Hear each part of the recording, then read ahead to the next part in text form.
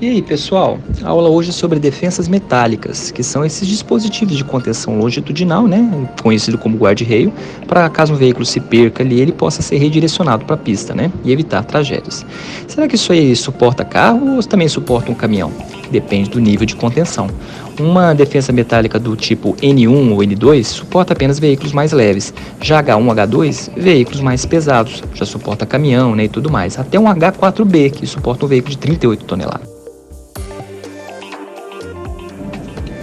Por sua vez, um outro ponto importante é que, nesse caso, a instalação, a defensa metálica ficou muito perto do poste, tá vendo? Este ponto não pode acontecer, é necessário ter um espaço de trabalho da defensa. Ela não pode ficar muito perto de um obstáculo fixo. Então, no caso, uma defensa W1 tem que ter no mínimo 60 centímetros de distância de um poste, e assim sucessivamente. No caso deste exemplo prático, nós temos no canteiro central uma instalação de uma defensa metálica e ali no fundo nós temos um poste de luz. Repare que o poste de luz está mais perto do lado esquerdo do que do lado direito. Então, do lado esquerdo nós temos uma H2W2 e do lado direito uma H2W3. Então, a H2W2 ela tem um espaçamento entre os postes aí, entre os postinhos de chão, tá vendo? De 3 metros. Já a H2W3 de 4 metros o espaçamento entre os postes. Só a alteração desse espaçamento dos postes aumenta ou diminui o espaço de trabalho, tá bom? Vamos mostrar uma foto aqui agora na sequência para ficar bem clara essa diferença. Além do espaço de trabalho, é necessário entender o conceito de intrusão, onde o veículo ele pode ter uma altura maior e quando bate na defensa metálica, ela acaba acertando alguma lateral de uma obra de arte especial ou coisa assim. Também é importante entender a deflexão, que é parecido com o espaço de trabalho. Uma defensa metálica, ela mal instalada, gera esse tipo de problema, que é um adentramento da defensa no veículo. Uma das causas é a instalação de lâmina de defensa metálica de forma invertida. A face voltada para o tráfego deve estar lisa e sem pontas ou extremidades expostas. Neste caso, a lâmina montante deveria estar na frente da lâmina jusante, o que não acontece, aumentando a chance de adentramento da defensa metálica contra os passageiros. Vamos aí para um exemplo prático, né? Vamos andar aí numa rodovia, uma defensa metálica relativamente sofrível, né? Mas bem no bordo externo da curva, repare que nós vamos ter um problema de defensa metálica invertida. Vamos dar uma parada aí. Em branco, uma defensa bem instalada. Já na seta laranja, repare que inicia-se um trecho em que ela está colocada de forma invertida. Alguns pontos você repara que nas conexões ela está com a lâmina bem voltada para a face do tráfego, né? Em risco.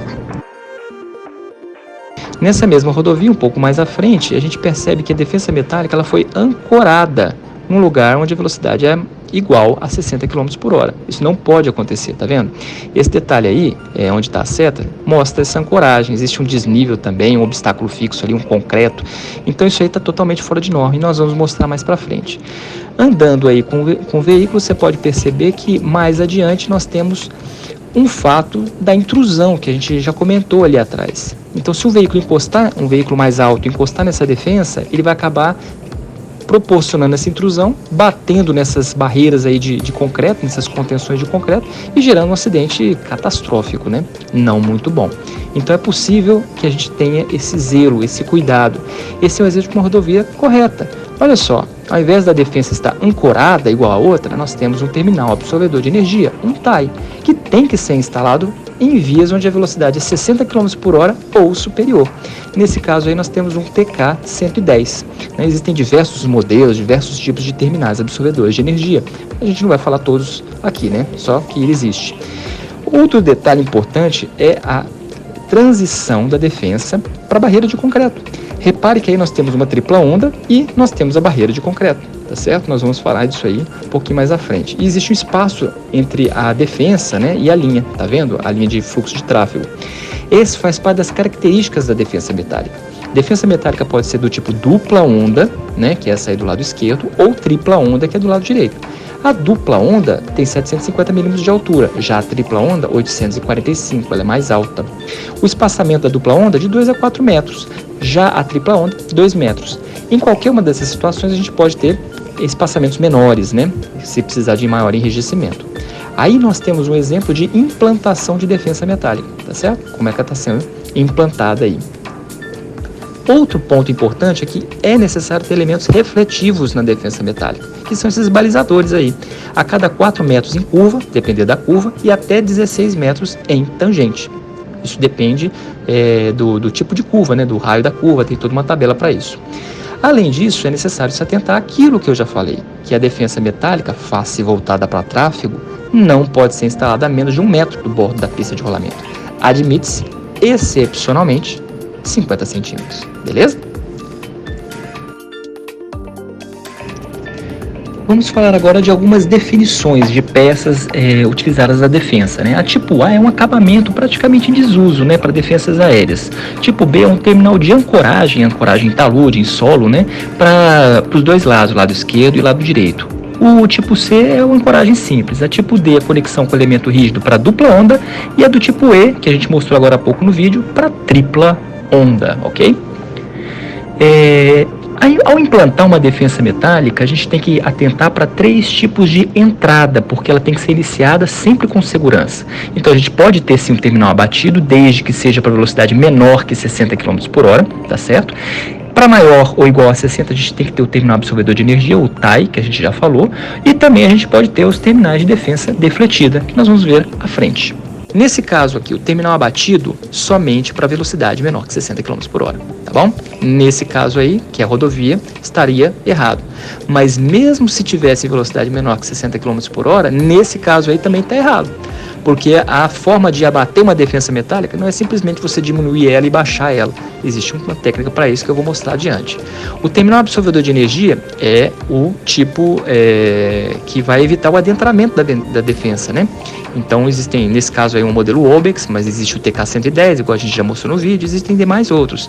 Então a gente não vai especificar cada um deles aqui, mas ele é importante para esse tipo de situação, né? Esse tipo de conexão. A deflexão de defensa, em caso de talude, também existem regras. Essa deflexão, que é esse entortamento, mantendo a altura da defensa e adentrando num talude, para essa finalidade, o primeiro quesito é que ele tenha altura constante de 75 centímetros, né? E aí também existe o nível de deflexão. Então, por exemplo, nesse caso de uma defensa para 100 km por hora, num sistema semi-rígido, é necessário ter uma deflexão de 14 para 1, ou seja, 14 metros para você deslocar 1 metro. Naquele exemplo que a gente olhou lá atrás, né, que é aquela fotografia, a gente tem mais ou menos uns 12 metros de deflexão, mas ele vai andar mais ou menos 1,5 metro. Ou seja, nós temos 3 lances de defensa metálica ali, né, 3 tramelas, dá 12 metros, só que não está bem ancorado, né, deveria ter 16 metros de tramela para fazer isso, então tá errado, tá bom? Tá fora de norma e não tem a tipo C. Outro ponto é a necessidade de implantação em final de defensa do tratamento igual ao terminal de entrada. Mesmo na saída tem que ter o tratamento igual ao de entrada, caso ele seja impactado do veículo oposto.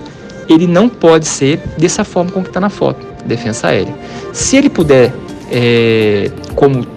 se for o mesmo direcionamento de tráfego, ele pode ser abatido, né? Abater ele e diminuir em 4 lâminas, né, 16 metros.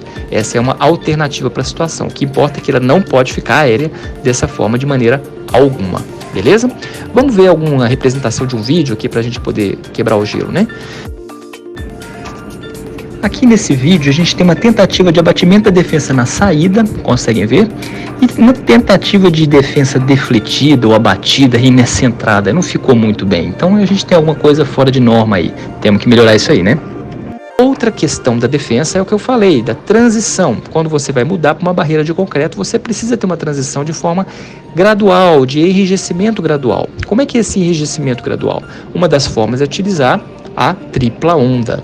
A tripla onda é justamente essa diminuição dos espaçamentos entre os postes, né, e o aumento das lâminas para deixar ele mais rígido. E no final conclui com a peça do tipo E, tá certo? Conectado diretamente na barreira. Outra forma é você colocar 2 dupla onda. Na foto do lado esquerdo nós temos 2 dupla onda, na foto do lado direito nós temos a tripla onda. Qualquer uma das duas é possível de ser utilizada, tá bom? Nesse caso existem algumas correções a serem feitas, mas eles podem ser utilizados. Uma fotografia da 2 dupla onda é essa aí, tá bom? Tentou representar de uma forma bem mais clara. No final, do outro lado da barreira, a gente tem que atentar para as plaquetas que vão fixar a defensa. Afinal, se você não tiver plaquetas bem colocadas, igual nessa foto aí, a gente não sabe como é que vai ser o comportamento da defensa em caso de um acidente. Beleza? Então, pessoal, é isso aí. Muito obrigado pela atenção e até a próxima. Um grande abraço aí para vocês, finalizando aí nessa imagem de uma implantação de defensa metálica.